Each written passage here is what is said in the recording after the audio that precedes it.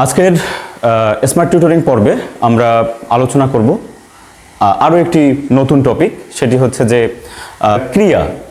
বাংলা ব্যাকরণের এই ক্রিয়া থেকেও কিন্তু বিভিন্নভাবে পরীক্ষায় প্রশ্ন আছে এবং এগুলো যদি আমরা প্রশ্ন সলভের মাধ্যমে যদি আমরা এগুলো একটু বোঝার চেষ্টা করি তাহলে কিন্তু আমাদের বুঝতে আরও সহজ হবে।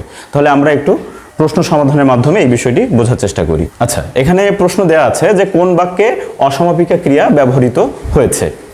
এখন আমরা দেখি, আমাদের বুঝতে হবে যে অসমাপিকা ক্রিয়া কি, সমাপিকা ক্রিয়া কি। আমরা যদি অসমাপিকা ক্রিয়া এবং সমাপিকা ক্রিয়ার সংজ্ঞাটি বুঝতে পারি তাহলে কিন্তু আমাদের সহজেই নির্ধারণ করা সম্ভব হবে যে কোন বাক্যে অসমাপিকা ক্রিয়া রয়েছে।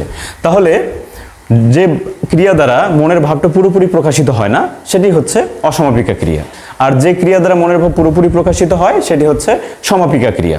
আবার অসমাপিকা ক্রিয়া বোঝার আরও একটু সহজ বুদ্ধি, অসমাপিকা ক্রিয়ার শেষে সাধারণত একার থাকে এরকম।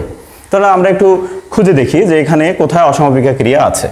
যেমন এখানে বলা আছে যে আমি ভাত খাচ্ছি, প্রথম অপশনে আমি ভাত খাচ্ছি। এখানে যে খাচ্ছি, আমার ক্রিয়ার এই ক্রিয়াটি দ্বারা আমাদের মনের ভাব কিন্তু পুরোপুরি প্রকাশিত। আমি ভাত খাচ্ছি, আমি কি খাচ্ছি এটা কিন্তু আর শোনার ইচ্ছা করছে না, আমি ভাত। এভাবে যদি আটকে যাই তাহলে আমাদের একটা শোনার আগ্রহ জাগে, কিন্তু এখানে আমরা ভাত খাচ্ছি, আমাদের আর কোনো কিছু শোনার আগ্রহ জাগে না, পুরোপুরি প্রকাশিত হয়েছে। ফলে এখানে কিন্তু অসমাপিকা ক্রিয়া নাই, তাহলে আমরা এই অপশনটা বাদ দিয়ে দেবো।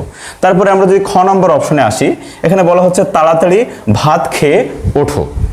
আমরা কিছুক্ষণ আগে বললাম যে ক্রিয়ার শেষে যদি একার থাকে তাহলে অসমাপিকা ক্রিয়া হয়, আবার যদি মনের ভাব পুরোপুরি প্রকাশিত না হয় তাহলে অসমাপিকা ক্রিয়া হয়। সেই জায়গা থেকে আমাদের মনে হতে পারে এখানে তো খেয়ে আছে, খেয়ে যদি বলি তারপরেও কিন্তু আমাদের অনেক কিছু শোনার ইচ্ছা হয়, খেয়ে কি, তাহলে আমাদের মনে হতে পারে যে এটি অসমাপিকা ক্রিয়া, কিন্তু এটি অসমাপিকা ক্রিয়া নয়। কেন নয়? কারণ হচ্ছে যে আমাদের আরও একটা ক্রিয়া আছে, সেটা হচ্ছে যৌগিক ক্রিয়া। যৌগিক ক্রিয়ার ক্ষেত্রে যে সংজ্ঞাটা সেটি হচ্ছে যে একটি অসমাপিকা ক্রিয়ার সঙ্গে যখন আরেকটি সমাপিকা ক্রিয়া যুক্ত হয়ে একটি নতুন একটি ক্রিয়া গঠিত হয় তখন সেটি হচ্ছে যে যৌগিক ক্রিয়া। তাহলে এখানে আমরা দেখো, এখানে খেয়ে একটি অসমাপিকা ক্রিয়া আর ওঠো হচ্ছে সমাপিকা ক্রিয়া। এখানে একটি অসমাপিকা এবং একটি সমাপিকা ক্রিয়া মিলে একটু অন্য একটি ক্রিয়া তৈরি হয়েছে পুরোটাই মিলে, ফলে এটি হচ্ছে যৌগিক ক্রিয়া। তাই আমাদের এই অপশনটিও কিন্তু সঠিক নয়, তাহলে আমরা এটাও বিবেচনা করব না।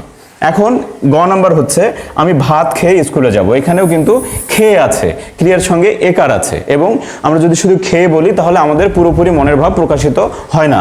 এখানে সমাপিকা ক্রিয়া হচ্ছে যাব, আমাদের পুরোপুরি মনোভাব প্রকাশিত হচ্ছে, আর খেয়ে হচ্ছে এখানে অসমাপিকা ক্রিয়া। তাহলে আমাদের অসমাপিকা ক্রিয়ার শর্তটি পুরোপুরি পূর্ণ করতে পারে এই গ নাম্বার অপশনটি, যে আমি দুপুরে ভাত খাই। এখানেও কিন্তু আমার পুরোপুরি মনোভাব প্রকাশিত হয়েছে, ফলে এটা হওয়ার কোনো প্রশ্নই আসে না। তাহলে আমরা সঠিক উত্তরটি পেয়ে গেছি, আমি ভাত খেয়ে স্কুলে যাব।